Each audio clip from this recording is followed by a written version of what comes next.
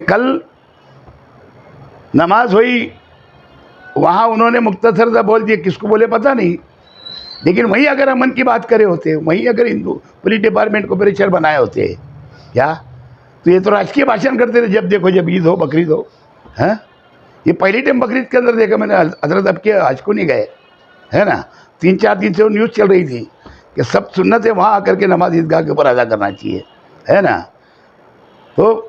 पहले नहीं बोलते थे, लेकिन अब के हज को नहीं गए तो वहाँ, क्योंकि मैं नमाज़ पढ़ाने वाला हूँ, मैं वहाँ पे तकरीर करने वाला हूँ, मजहबी तकरीर, और उसके साथ साथ शादी तकरीर हमेशा करते हो, तो उनको तो इससे अच्छा मैदान मिलता ही नहीं क्या। मालेगांव शहर के अंदर पिछले 3-4 महीनों से शहर का वातावरण ख़राब करने की कोशिश की जा रही है, और अभी मैं सुना हूँ कि 2 जुलाई को नीतीश राणे जी आमदार बीजेपी के मालेगांव तशरीफ ला रहे हैं, और उनके साथ पुणे के पास क्या वो पीछे घटना घटी, क्या बोलते हो, भीमा कोरेगांव, वहाँ भी वो बीजेपी के कोई नेता था उस टाइम, वो घटना के अंदर वो थे, वो भी शायद तशरीफ ला रहे, ऐसा उड़ती रिपोर्ट है। और ये बीजेपी का एक, मैं समझता हूँ मालेगांव शहर ही नहीं बल्कि पूरे महाराष्ट्र भर के अंदर ये एक प्लानिंग चल रही, और बल्कि बीजेपी के साथ साथ जो महाराष्ट्र गवर्नमेंट के जो शिंदे ग्रुप के जो आज के सीएम साहब है, उनके लोग भी उसके अंदर कहीं ना कहीं शामिल रहते हैं, और ये दोनों मिलकर के ये घटना घटाने की कोशिश पूरे महाराष्ट्र भर के अंदर कहीं भी, अगर आप लोग हम लोग अगर देखते होंगे अखबारों की न्यूज़ जो है, या प्रिंट मीडिया की जो न्यूज़ है, या फिर इलेक्ट्रॉनिक मीडिया की जो न्यूज़ है, पिछले 4-5 महीनों के अंदर कई शहरों के अंदर कई घटना घट चुकी, और मालेगांव शहर के अंदर आज से 7-8 दिन पहले भी, बल्कि ऐसा कहना चाहिए कि पीछे जो गढ़ की यात्रा थी, उसके जो श्रद्धालु यात्रा पूरी यहाँ से जा रहे थे मालेगांव शहर से होते हुए, नई बात नहीं थी ये, बल्कि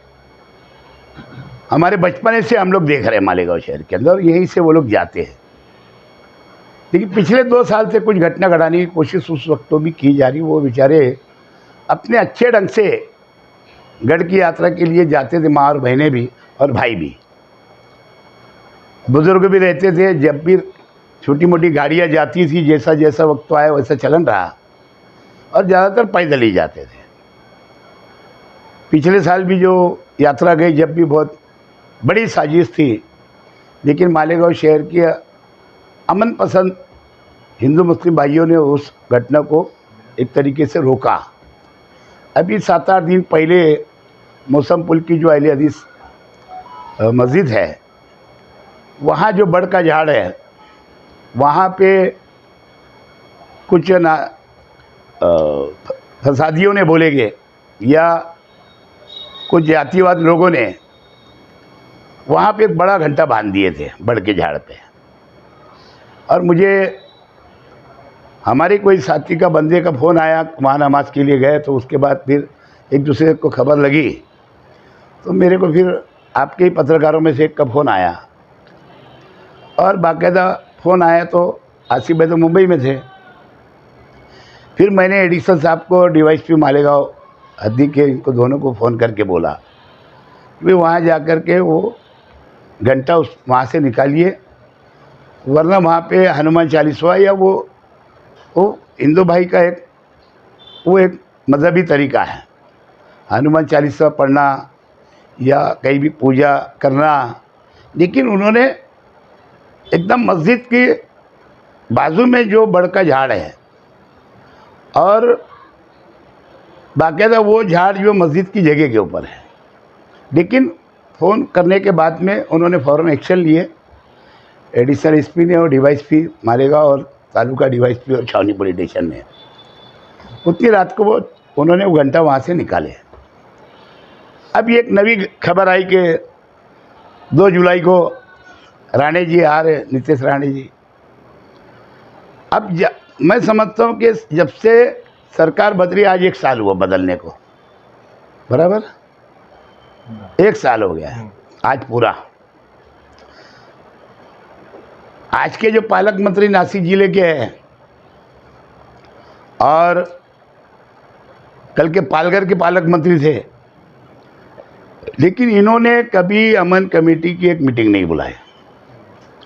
हिंदू मुस्लिम एकता के लिए कोई भी ऐसा तरीका अपनाया नहीं कि भाई मालेगांव शहर के अंदर पिछले कई दिनों से कोई ना कोई घटना घट रही है, छोटी मोटी या बड़ी, लेकिन उसके ऊपर आज तक उन्होंने अमन के लिए कोई भी न पत्रकारों को बुलाया, न प्रिंट मीडिया को बुलाया, ना ही इलेक्ट्रॉनिक मीडिया को बुला करके या पुलिस डिपार्टमेंट को या इनको बुला करके कोई ऐसा कोई कारनामा उनके तरफ से नहीं बताया कि मालेगांव शहर के अंदर अमन रहना चाहिए। बल्कि मैं समझता हूं कि पालक मंत्री की भी ज़मीन सरक चुकी है और वो भी चाहते हैं कि मालेगांव शहर के अंदर कोई ना कोई ऐसा 2001 के जैसा दंगल घट जाए ताकि मेरी ज़मीन सीधी हो जाए। और वहीं लोकसभा का इलेक्शन अभी आ रहा है और ये जगह जो है धुलिया लोकसभा मतदार संघ की, वो बीजेपी की है और इसीलिए बीजेपी भी उसके अंदर पूरी तरह से इन्वॉल्व होकर के, बल्कि मैं ये देखता हूँ कि मालेगांव शहर के बीजेपी के लोग जो है वो उसके अंदर कम, जैसे कहीं ना कहीं ज़्यादा पेश नहीं रहते, लेकिन आरएसएस के लोग यहाँ के बोलो या बाहर से इनको लाना पड़ रहा दंगल घड़ाने के लिए। तो मैं मालेगांव शहर के हिंदू मुस्लिम सभी भाइयों से गुजारिश करूँगा कि हमको अमन कायम रखना है। हमने भी एक अमन के नाम पे 2 जुलाई को 1 बजे का परमिशन मांगा है। हाँ, इंसानियत बचाओ के नाम पे, और उसके ऊपर हमने भी परमिशन मांगा है उसी दिन, सेम डे। मैंने आज भी एडिशनल एसपी साहब से भी बात किया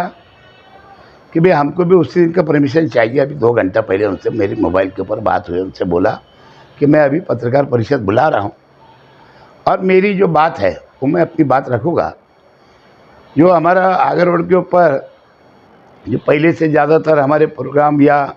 कोई भी राजकीय प्रोग्राम हमारे होते थे, तो अपना जो दगड़ू ऑयल मिल है वहाँ से हम 1 बजे लोगों को 2 जुलाई को, मेरा अमन पसंद आवाम से गुजारिश है कि अमन के नाम के ऊपर एक मोर्चा निकालना है। सभी शहरी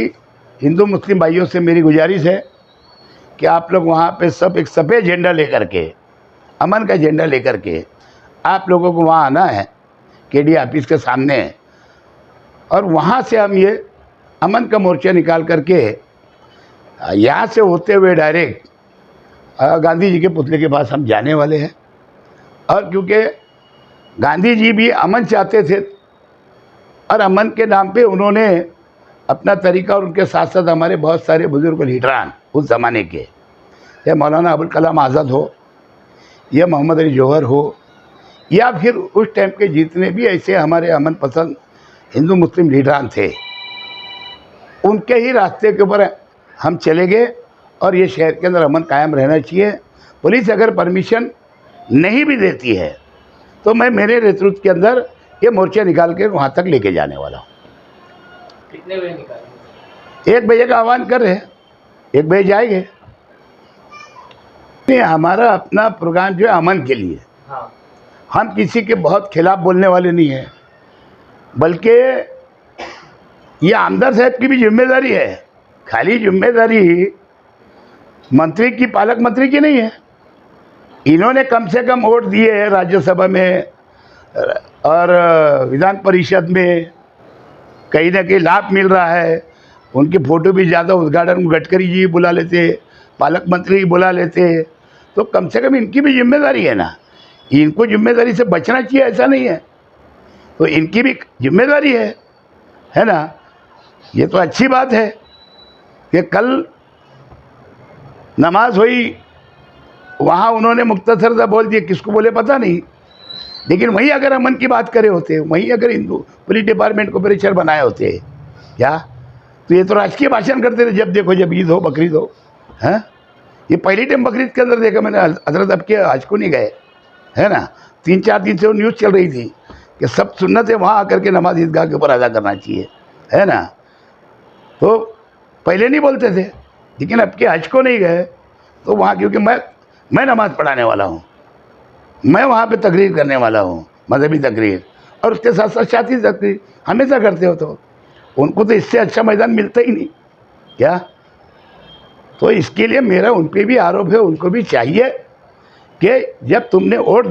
दिए दोनों टाइम तीनों टाइम, है ना, तो जाहिर सी बात है तुम्हारी भी जिम्मेदारी बनती।